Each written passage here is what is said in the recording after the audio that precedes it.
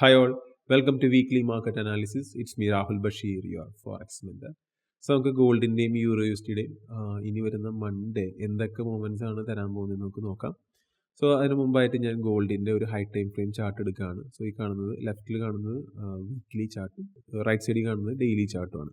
So നമ്മൾ ഡെയിലിയിൽ നോക്കുകയാണെന്നുണ്ടെങ്കിൽ നമുക്ക് ക്ലിയർ ആയിട്ട് കാണാം പ്രൈസ് ഒരു ഡിസ്കൗണ്ട് ഏരിയയിലേക്കാണ് വന്നേക്കുന്നത്. അതായത് ഡെയിലിയുടെ തന്നെ ഒരു ഫെയർ വാല്യൂ ഗ്യാപ്പിലേക്ക് പ്രൈസ് വന്ന് ഫില്ല് ചെയ്തു. പക്ഷേ ആ ഫെയർ വാല്യൂ ഗ്യാപ്പ് ഒരു ബോഡി ക്ലോസ് വെച്ച് ബ്രേക്ക് ചെയ്തില്ല. പകരം ഇവിടെ നമുക്കൊരു വിക്കിൻ്റെ റിജക്ഷനാണ് കിട്ടിയിരിക്കുന്നത്. അപ്പോൾ പ്രൈസ് ഈ റേഞ്ചിൽ നിന്ന് മുകളിലേക്ക് പോകാനുള്ള ചാൻസസ് കൂടുതലാണ്.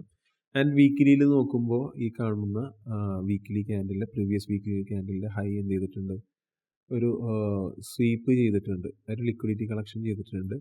ആൻഡ് ഇനി ഈ കാണുന്ന ഇപ്പോൾ നമ്മളിവിടെ ഡെയിലിയിൽ വരച്ചിരിക്കുന്ന ഏരിയ ഫെയിൽ ആവണമെന്നുണ്ടെങ്കിൽ ഇതിൻ്റെ താഴത്തേക്ക് ഒരു ബോഡി ക്ലോസ് ഡെയിലിയുടെ വൈസ് തന്നെ ഒരു ബോഡി ക്ലോസ് കിട്ടിക്കഴിഞ്ഞാൽ പിന്നെ പ്രൈസ് താഴത്തേക്ക് പോകാനുള്ള ചാൻസസ് ആയിരിക്കും കൂടുതൽ.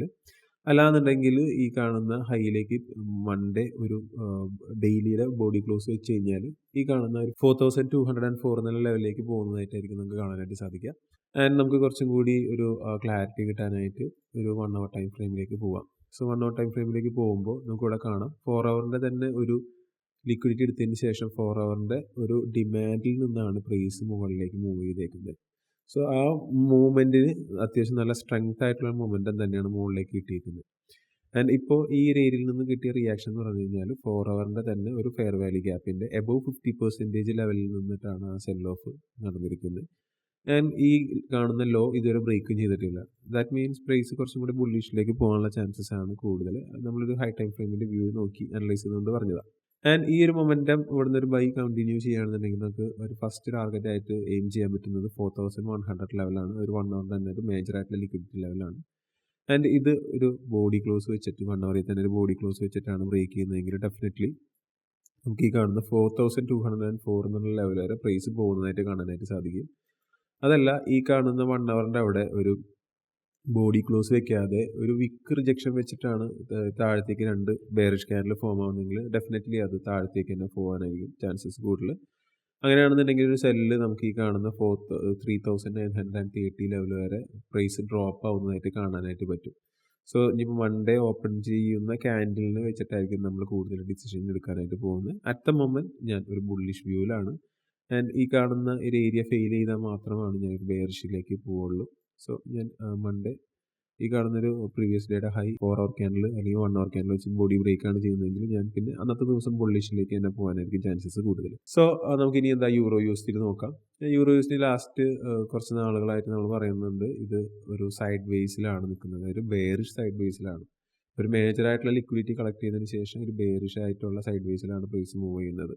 ആൻഡ് ഇനി ബെറ്റർ ആയിട്ടുള്ള സെൽ പൊസിഷൻ എന്ന് പറയുന്നത് ഈ കാണുന്ന 1.14162 എന്ന് പറയുന്ന ഒരു 4 hourൻ്റെ തന്നെ ഒരു സപ്ലൈ ലെവലുണ്ട്. സോ ഇവിടെ വന്നതിന് ശേഷം ഒരു 5 മിനിറ്റിൽ നിങ്ങൾക്ക് അല്ലെങ്കിൽ 15 മിനിറ്റിൽ കൺഫർമേഷൻ കിട്ടുകയാണെന്നുണ്ടെങ്കിൽ ഡെഫിനറ്റ്ലി നിങ്ങൾക്ക് സെല്ലിന് നോക്കാം.